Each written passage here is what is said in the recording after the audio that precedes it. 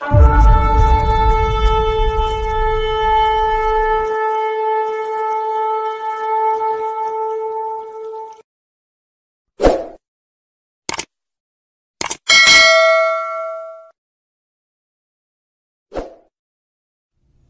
name is Rachid. I'm Moroccan. I am a former Muslim. I used to be a Muslim in Morocco for 19 years. Then I converted in 1990, and I have lived in Morocco as a secret believer for Christ since 1990 until 2005.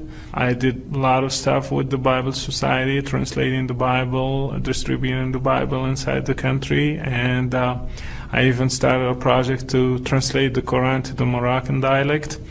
Now I work in media, and I do shows for Middle East and North Africa and try to explain to them what is the differences between Christianity and Islam.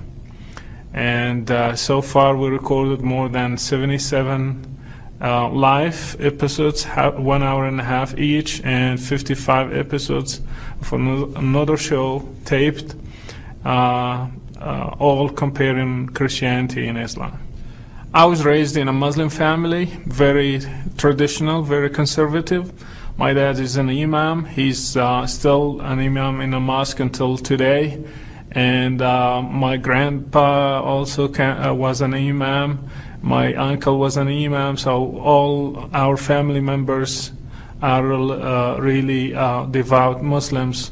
And I was raised at 6 years old. I memorized 1/6 of the Quran. I started going to the mosque at the age of 4, and I learned all the prayers at the age of 4. I did the washing and everything at the age of 4. And I was raised as any other Muslim. I respected Islam, and I loved my dad, and I was going to be his successor. And but it didn't work out that way. God had a plan for me, and one day I was hearing about Jesus Christ in radio. Then I started correspondence courses for 4 years, and that led me to accept Christ in my life. Islam is the same as it was 1400 years ago and today as texts. We're talking about texts. People talk about moderate Islam, talk about political Islam, talk about fanatic Islam, and different names of Islam. But when I was raised, I never heard these terms, and my dad never taught me there is different kinds of Islam. There is one Islam. There is differences, for example, between Sunnah and Shia, but those differences are not in the main core of Islam. So, for example, let's talk about jihad. Jihad exists in Shia and Sunnah and everywhere. So there is no moderate Islam and a fanatic Islam. Islam is always the same and always will stay the same because texts are the same. They never changed. And in my country, I lived 32 years in my country. I never heard these terms.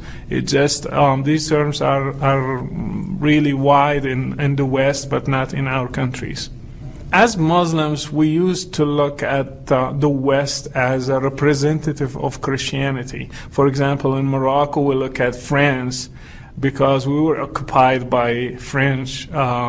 So we look at Christianity represented in France. And so many Moroccans, so many other Muslims in other countries look at United States as a Christian country. So whatever they see on TV, whatever they hear about Americans, that's what is Christianity.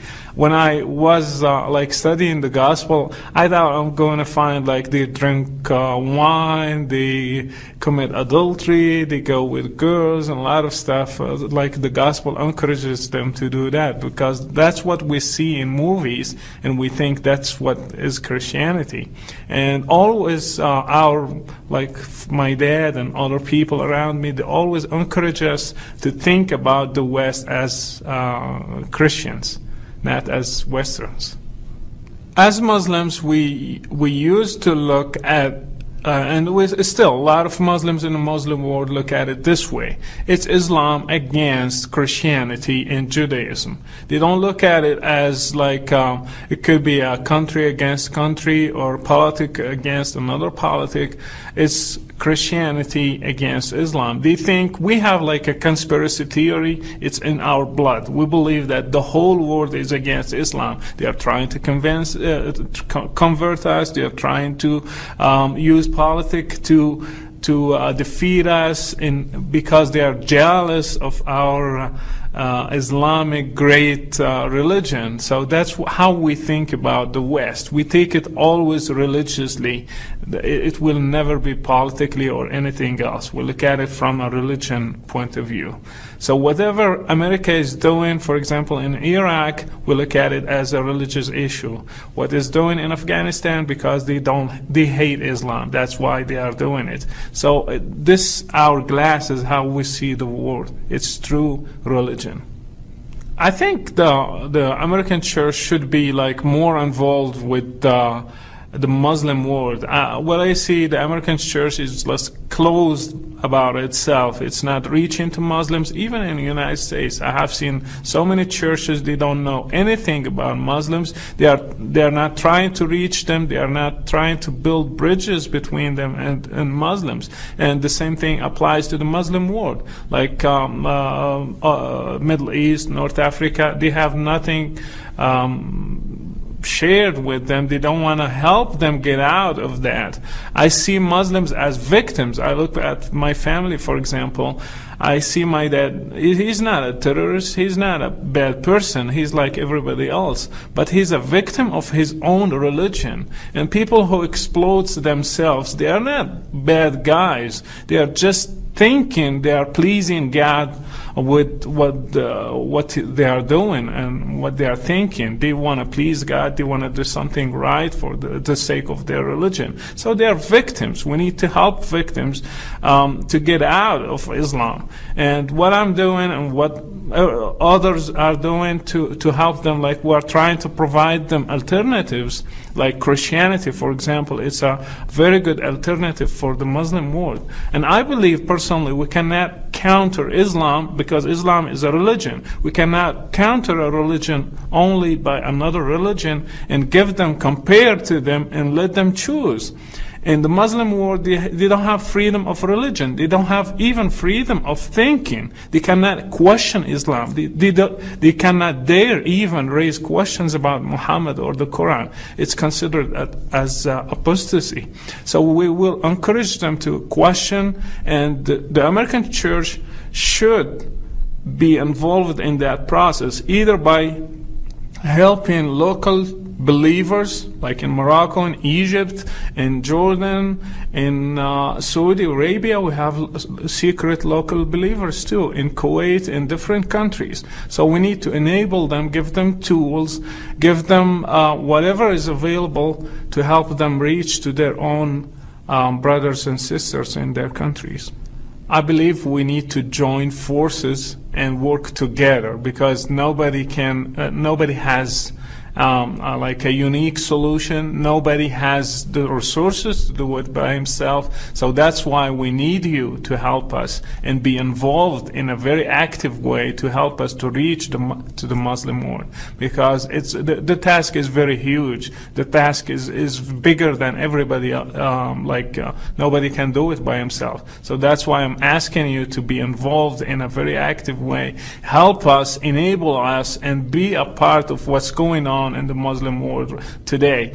In like 10 years ago, we didn't hear about many converts in the Muslim world. Today we hear about thousands and even millions in Egypt, for example. We hear about more than 2 million converts in Egypt. And that could not have been done if some people didn't join forces and resources to reach to the Muslims in Egypt, for example. So that's why we ask you to be a part of what's happening now in the Muslim world.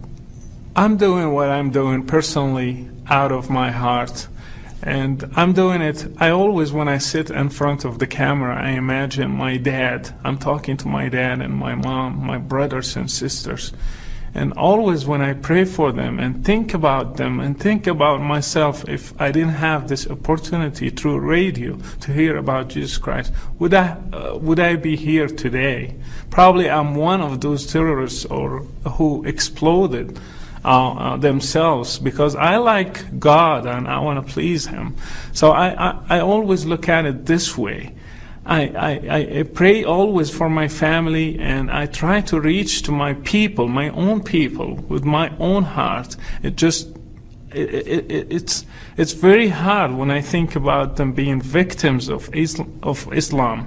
And I just want you to feel what I feel toward my people. I want to help them. So I want you to help us, help them get out of what they are suffering.